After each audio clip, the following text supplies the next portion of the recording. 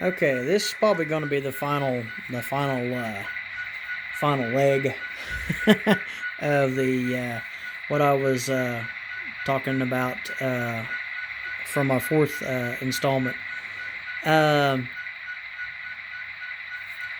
when that was installed in that 1943 engine, and I probably could have, if I would have found the guys at Lock Sound, if I would have found them at a show or something like that, they probably could have I could have took my engine, I could have took the 1943 at that time, had I been able to find them or whatever. And that I wasn't really going to very many train shows. I mean, I don't really travel that much. It's, sometimes you've got cost involved and stuff like that. So if they don't come to a train show that's close to you, like Kansas City or Oklahoma City or somewhere close, it's kind of hard to, go track them down. And if you send something to them that lock sound, you basically have to take the decoder out of the engine and send it to them, and they can reprogram it. They won't take a whole engine.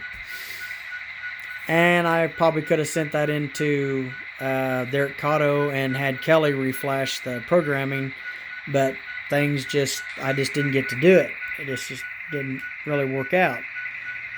I ended up selling 1943, and after I sold 1943, I wasn't disappointed because I did have my DC version. It would be nice to have 41 and 1943 running together. But, like I say,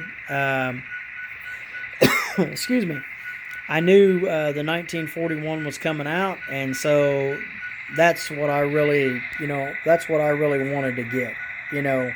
I do like the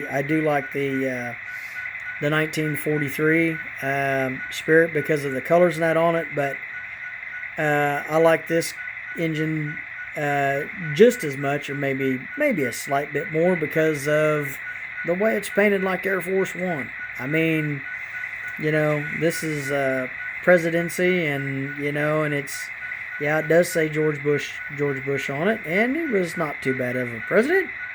And so I thought, hey, I gotta have Papa Bush's engine. Plus, it sounds pretty good.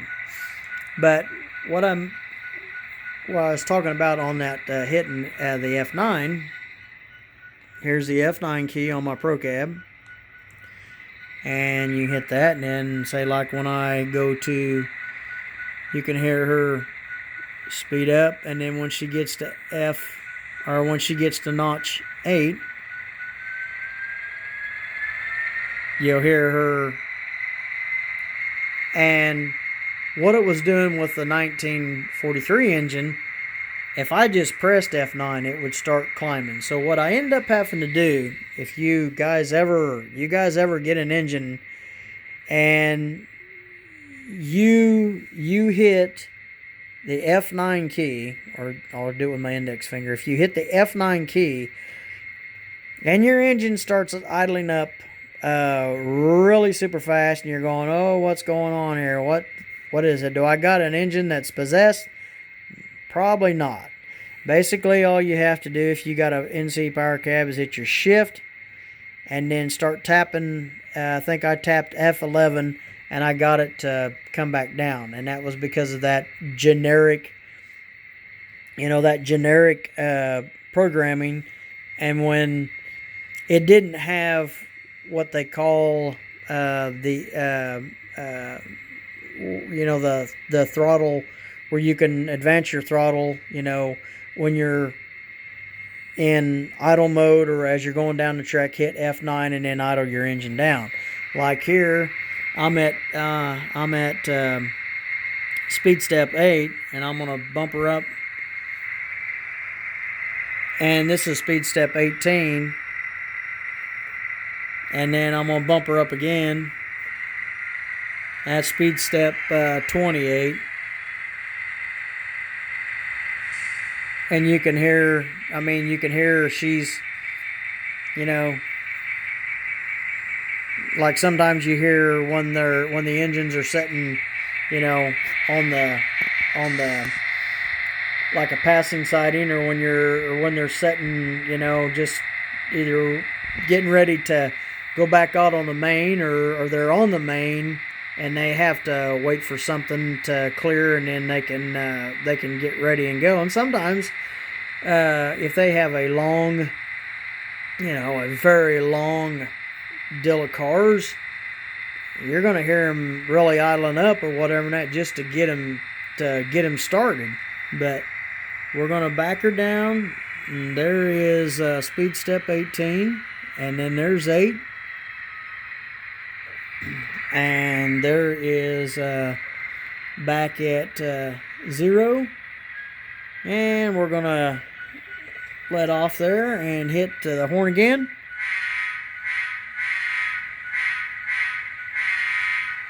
And so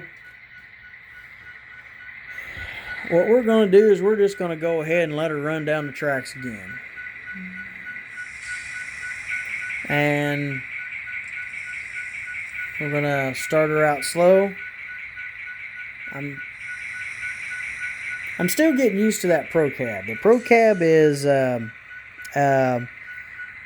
settings on my Pro Cab might be just a little bit different than what they are on my Power Cab. And like I say, I don't run this engine too much, so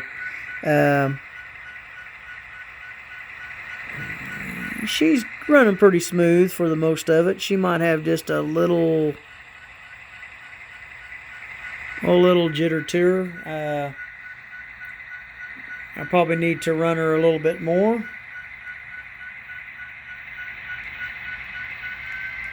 And we'll let her. And then we're going to hit, this is on my DC side. That's my Rail Power 1370. And we'll move 5073. So you can see the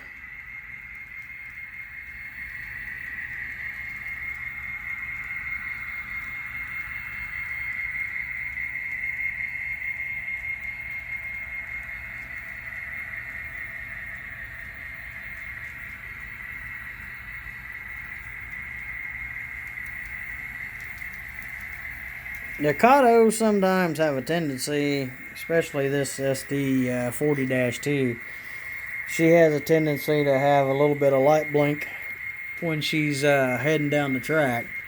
And there's my Southern Pacific weathered from Microtrains, my TTX, my Cotton Belt, my Southern Pacific, and my Canadian National, Norfolk and Western, and Santa Fe. And then there's my Cabooses and my Gerald Grindstein. Excuse me. Allergies. All these allergies, I tell you.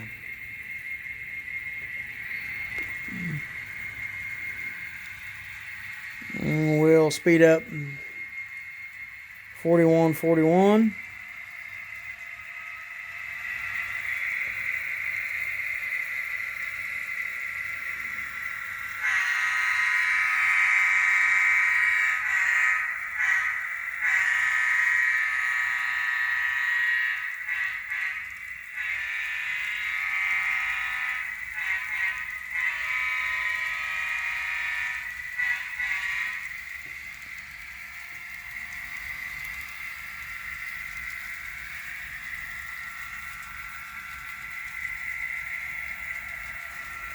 And while 41's doing that, we'll hit recall. And we will hit, and we'll start up.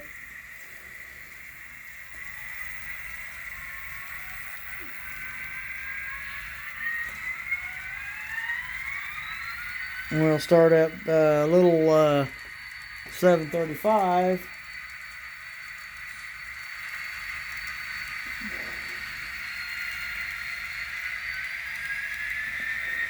And we'll back up there. And this is going to run out, and we'll finish it. We'll just go ahead and go a little bit further.